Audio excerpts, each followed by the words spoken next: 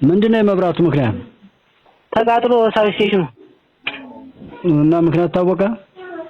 እስካሁን ያጣሪ ቡድን ይመጣል እየተባለ ነው። መጥቷል መሰለኝ በቀደም በሄሊኮፕተር ያለው ሁኔታ አልታወቀም።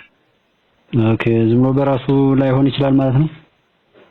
በራሱ ነው ግን ባለሙያዎች ያን ቀን መስራት ይችሉትን አልሰሩም መሰለኝ እንግዳነት አለ። ኦኬ እንደ ባለሙያ ማለት ነው። ባለሙያዎች ላይ ኦንላይን አሉ አይደል ሁሉ ጊዜ? ሁሉ ኦንላይን ናቸው።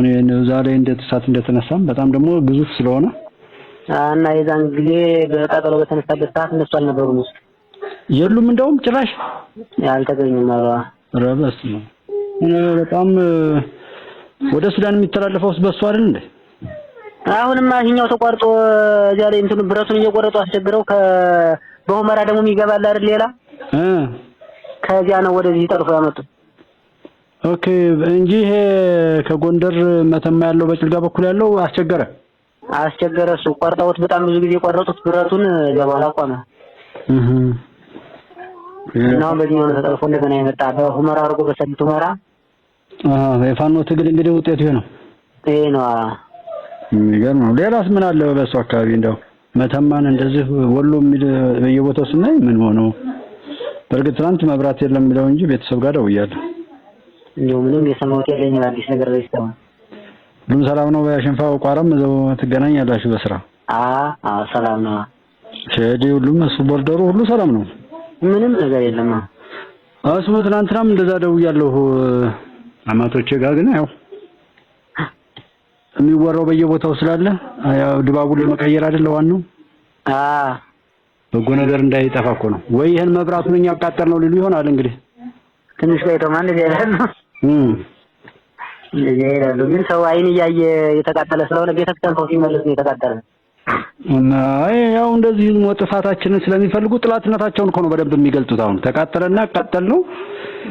ብዙ ጊዜ ወደ ወሎ የሚሄደውን ጋይንት አካባቢ ጎጃም ላይ በተደጋጋሚ እንደዚህ ሲያቃጥሉታል ነበር ሲቆርጡታል ነበር ገመዱን። ደግሞ እንግዲህ ሱዳኑ በዛ የሚሄደው ዋናው ከተቃጠለ ኦር ከተቆረጠ እንግዲህ አስበው በጣም የሚገርም ነው። ጥላት ብዙ ጎርቷል እሱን አካባቢ ማለት በጣም ያው ምትስታስ ገብቶ ነው እንኳን መንገዱ ከጎንደር ጭልጋ እስከ ጭልጋ ሰላም ነበር። ኦሬዲ ከጭልጋ ጎንደር የነበረው አሁን ከጭልጋ መተማ ያለው ምን የጀመረው ሁሉም አሁን እየመጣ ነው። ወጪውን ባርዛፉን እየጫነ 3 ሰዓት 4 ሰዓት 6 ሰዓት እየገባ ነው ጎንደር ተነስቶ።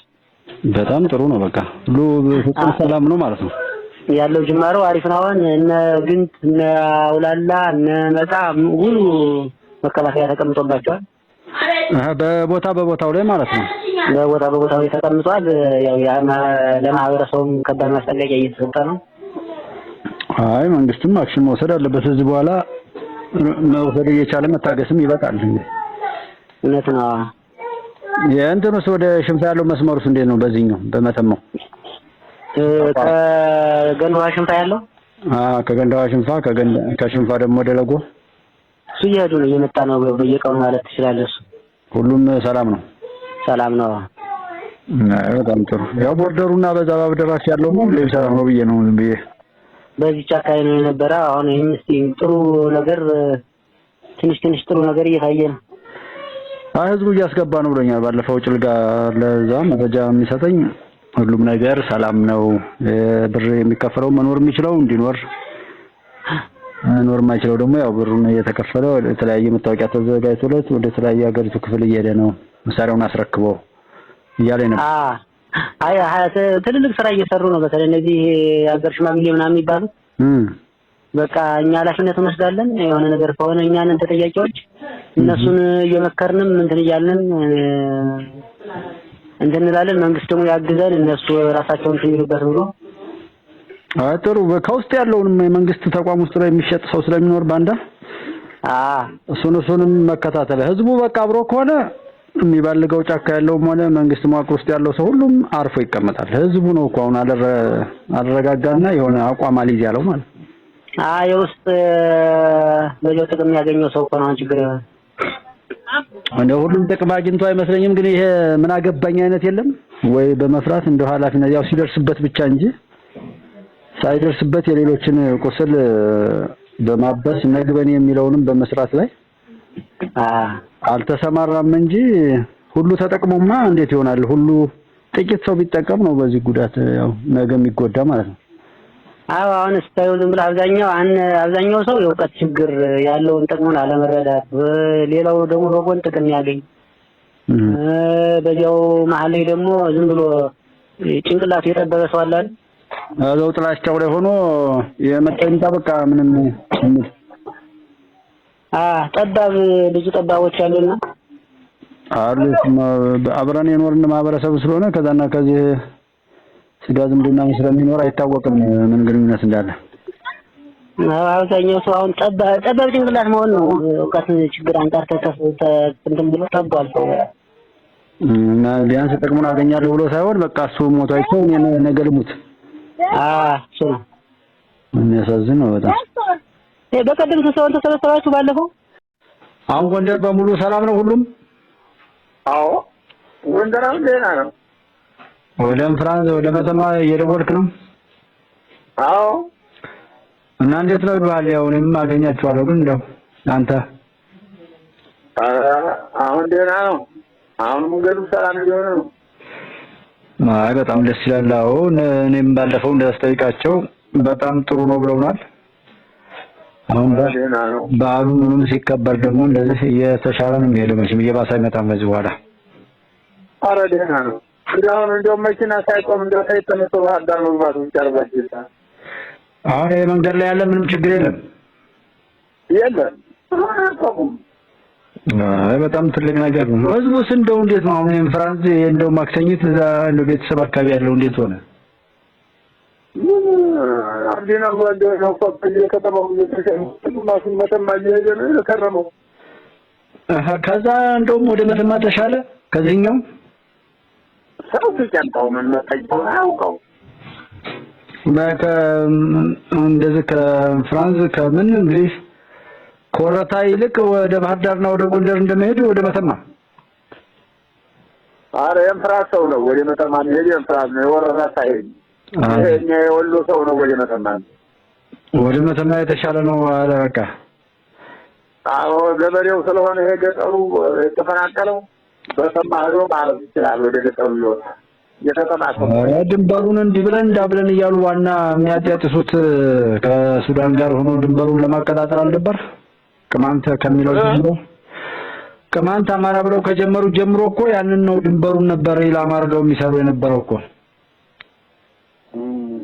አጋጣሚ ሆኖ ያ ሰላም ሆነ እንጂ ማለት ነው።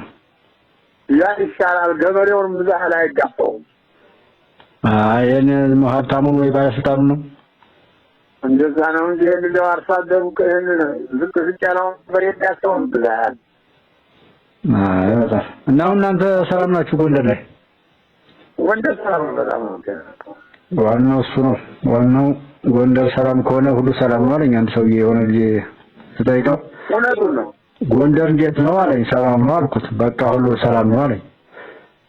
እንዴት ጎንደር ከደህና ነው ያገሪ እንዴት ምናምን አልኩት። አይ በቃ ተወው አለኝ። የሆነ መርጌታ ነበረ አሁን ያለው ያመጹ የምናምን እንቅስቃሴ አሁን ገና ወከባ ምናምን የለም ይሄን ሰሞን።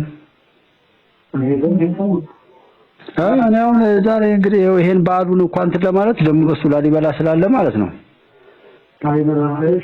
በየሚዲያው በቃ እንዲህ ብለን ደሴን ተቆጣጥረን ፋኖ ድል በድል ነው ወሎን ተቆጣጥረናል ይላሉ። ዝም ብለው በየሚዲያው ሳያቸውና ወልዲያ ምናምን ሲሉ ብራውት ወልዲያን ደውስ ኧረ ደሴን ሁሉ ነው ያሉት። ደሴን ሁሉ ተቆጣጥረናል ነው። እኛ እኮ በግራ የገባን አሁን ያለው ለንግድ ነው ያው የሚታወቅ ነው። ቦታው ላይ ያለው ሰው ከቦታው ላይ የማይፈልግም። ምን አሁን ያየሁት ነገር ከዛው ዝም ብሎ ቡር ነው እንጂ በስልክ መደወል ይቻላል። የትኛውን ቦታ ማጣራት ይቻላል። ዛሬ ደግሞ ያው ወደኝ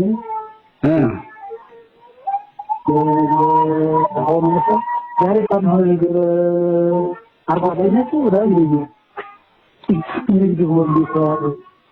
እኔ ትናንትና ደሴን እኮ ፋኖ ይዞታል ምን ትላለህ ምናምን ብለውኝ ከጠየቅኳቸው በኋላ ምናምን ሳጣራቸው ሰዎቹ እነማን ሆኑ ኤርትራውያን ናቸው።